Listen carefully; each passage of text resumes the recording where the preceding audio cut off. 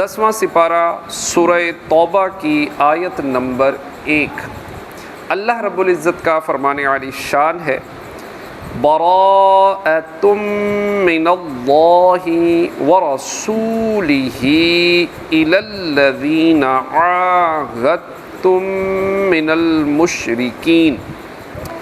بیزاری کا حکم سناتا ہے اللہ اور اس کے رسول کی طرف سے ان مشرکوں کو جن سے تمہارا معاہدہ تھا اور وہ قائم نہ رہے۔ مشرکین عرب اور مسلمانوں کے درمیان عہد تھا، ان میں سے چند کے سوا سب نے عہد شکنی کی، تو ان عہد شکنوں کا عہد ساکت کر دیا گیا اور حکم دیا گیا کہ 4 مہینے وہ امن کے ساتھ جہاں چاہیں گزاریں، ان سے کوئی تعرض نہ کیا جائے گا۔ اس عرصہ میں انہیں موقع ہے کہ خوب سوچ سمجھ لیں کہ ان کے لیے کیا بہتر ہے اور اپنی احتیاطیں کر لیں، اور جان لیں کہ اس مدت کے بعد اسلام منظور کرنا ہوگا یا قتل۔ یہ صورت 9 ہجری میں فتح مکہ سے 1 سال بعد نازل ہوئی۔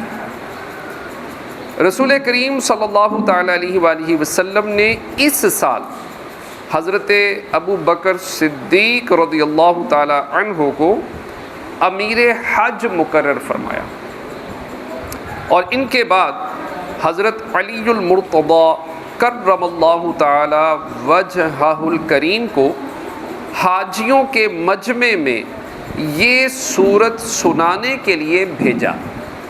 چنانچہ حضرت علی المرتضیٰ کرم اللہ تعالی وجہہ الکریم نے 10 ذی الحجہ کو جمرہ عقبہ کے پاس کھڑے ہو کر ندا کی، یا ایھا الناس، اے لوگو، میں تمہاری طرف رسول کریم صلی اللہ تعالیٰ علیہ وآلہ وسلم کا بھیجا ہوا آیا ہوں۔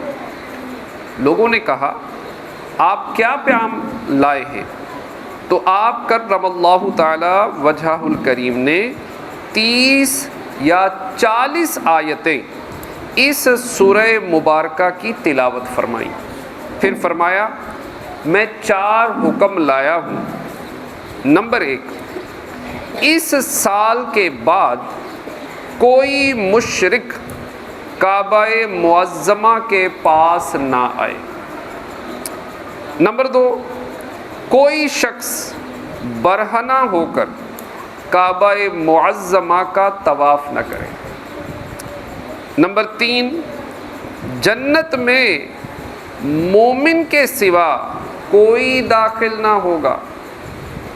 اور نمبر 4، جس کا رسول کریم صلی اللہ تعالیٰ علیہ وآلہ وسلم کے ساتھ عہد ہے، وہ عہد اپنی مدت تک رہے گا، اور جس کی مدت معین نہیں ہے اس کی میعاد 4 ماہ پر مکمل ہو جائے گی۔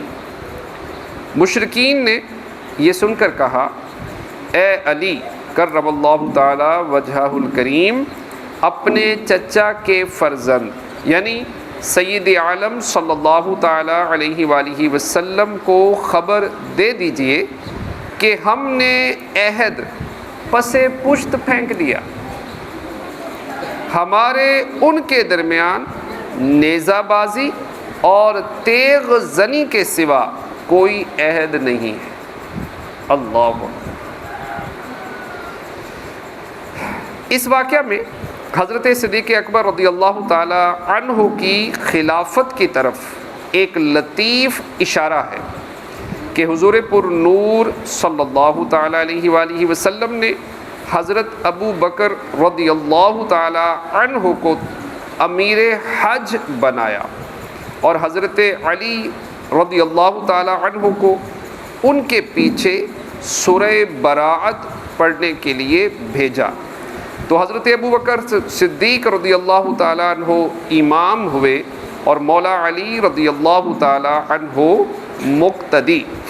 اس سے حضرت ابو بکر صدیق رضی اللہ تعالیٰ عنہ کی تقدیم حضرت علی رضی اللہ تعالیٰ عنہ پر ثابت ہوئی، اور خود حضرت علی المرتضیٰ کرم اللہ تعالیٰ وجہہ الکریم نے حضرت ابو بکر صدیق رضی اللہ تعالیٰ عنہ کی امامت و خلافت کے متعلق فرمایا، رسول کریم صلی اللہ تعالیٰ علیہ وآلہ وسلم نے حضرت ابو بکر صدیق رضی اللہ تعالیٰ عنہ کو نماز پڑھانے کا حکم دیا، اور میں وہاں حاضر تھا، غائب نہیں تھا، اور نہ ہی مجھے کوئی مرض تھا۔ تو ہم نے انہیں اپنی دنیا کے لیے پسند کر لیا، جنہیں حضور اقدس صلی اللہ تعالیٰ علیہ وآلہ وسلم نے ہمارے دین یعنی نماز کے لیے پسند فرمایا۔ اللہ پاک کی بارگاہ میں دعا ہے جو پڑھا سنا ہمیں عمل کی توفیق عطا فرمائے۔